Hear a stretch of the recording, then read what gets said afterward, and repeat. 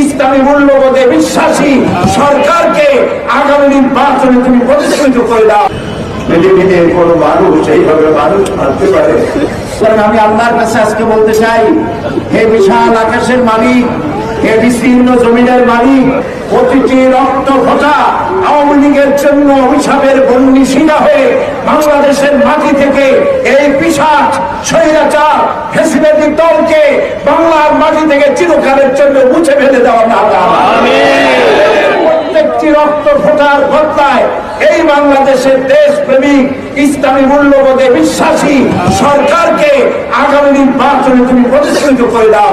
আল্লাহ তুমি দয়া করে তুমি কবুল করে দাও। আমি আর বক্তৃতা রাখতে পারছি না। আমি সকলকে